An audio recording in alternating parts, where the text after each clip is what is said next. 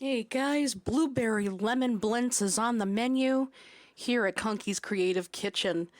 So we have to start with making the filling. And this is entirely up to you on how much you want to make this sweet. So we got to start with an 8-ounce block of cream cheese, has to be room temperature. And we want to add to this about a quarter cup of half and half, because we want to be able to make a smooth consistency with this. And we're going to start with 4 tablespoons of powdered sugar. I always start with very minimal. I'm not a fan of sweet, neither is my husband.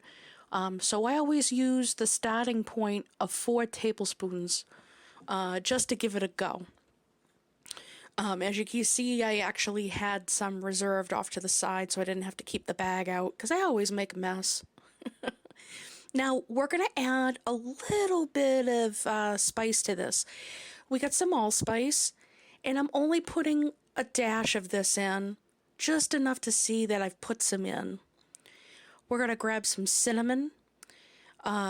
This we're only going to do just a slightly heaping half teaspoon. Cinnamon tends to be pretty strong, and I don't want to kill it. So we'll go and put that in here. It's going to give it this nice, beautiful, beautiful, sweet, savory flavor. And in it goes. And the next spice on the list that I planned is potted ginger. This will help put that warm feel to this without killing the sweet. And we're also going to go and take half a teaspoon. Any more than that, you're going to make people choke. We don't want to do that. So we have the basic ingredients for the filling. So now we want to be able to mix this up. I've got my double blade beater here. And on about a medium speed, I'm going to do this for a few minutes. It's going to look like it's not going to take. You'll see some of the cream cheese looking like it's curding, and it really truly isn't. It's just a matter of getting this to mix completely. And at this point, we're double checking to see, do we need to make any adjustments? I'm just grabbing a small taste test here. And after tasting everything coming together, I'm thinking, could use a little bit more. So I added another 3 tablespoons, maybe even an extra pinch, that I had left in the container. I'm thinking to myself that this is just enough to give it a little bit more of a sweet to it without making your teeth scream. I didn't have a problem with the spices I put in. I felt like it was just enough. Because the nice part about this filling is it's going into a hot crepe. And that's going to help bring out those spices beautifully. So back again on medium speed, we want to get the rest of this to mix together well. And this won't take long. So up next, we're going to work on the crepe batter. So this is a modified recipe from my grandfather's. In that bowl, I actually have a lemon olive oil. You can easily switch it up. Just do 2 tablespoons of olive oil with a tablespoon of lemon. I have 4 eggs. I have half a cup plus 1/8 of a cup of half and half. I have half a cup of water. I have lemon juice. I have vanilla. And now I'm putting in 6 ounces by weight. So you do have to weigh this out. I'm using 00 flour.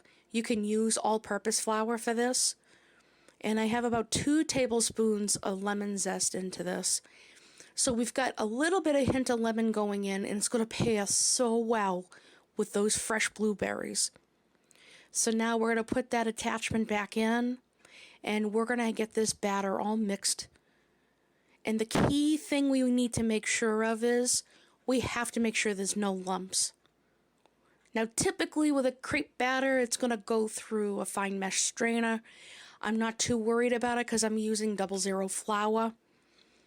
And this is going to take a few minutes to come together. I found that this was about 5 to 7 minutes. It's coming from this lumpy batter, and it's going to quickly turn into a much smoother, velvety batter. See this? Isn't that beautiful? And all you really should see is the remnants of the lemon zest in this batter. Again, about 5 to 7 minutes for this to come together for you. And on medium-high heat, we have a little bit of butter, a little bit of olive oil, just enough so we can control the butter from getting burned. We've ladled some of the batter into the pan. And I want you to take note of the pan itself. See right in the middle and the edges how it's getting a little darker in color, a little darker yellow. That right there is what we want to look for. We do not want to overcook this because these suckers are going to cook fast. I was averaging about 90 seconds to cook one crepe at a time. This is where I'm going to grab my spatula. I'm going to see if I have any movement with this. And look at this. Nice and flexible. Now, most of the cooking is done on one side. This side is a matter of a few seconds, probably no more than 30 seconds at best. And sometimes the middle is going to puff up, so I try to push that back down because I want the rest of this to cook evenly.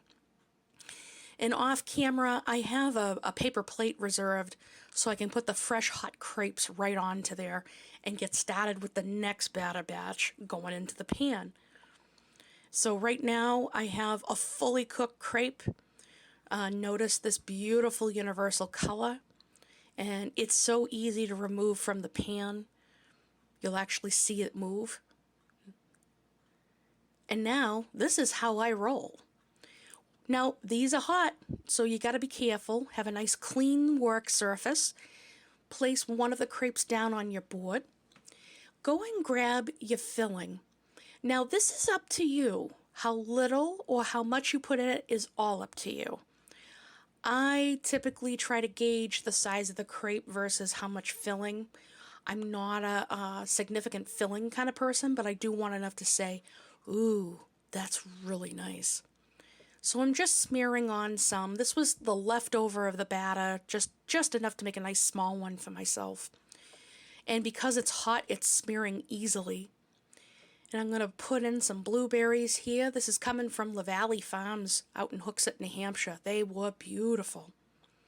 And take note of how I'm folding the Blintz. I'm taking one side, putting it to the middle.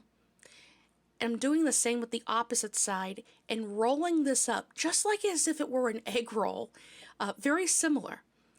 And we put it off to the side and you have a Blintz already done. Now for those that like crepes, old school, old fashioned, grab another crepe. Take as much filling as you want, smear it around a little bit. And same goes with the blueberries. Put as many as you want. You can use any fruit for this really. It's entirely up to you.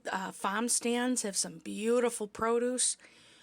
Definitely take advantage if it's available in your area. This here, we've got a good, about a half a cup of blueberries, and we're just simply folding it. And then we roll the rest of it. And now you have a crepe. See how easy it is? And look at this. It's beautiful. Enjoy your meal. Thanks for watching.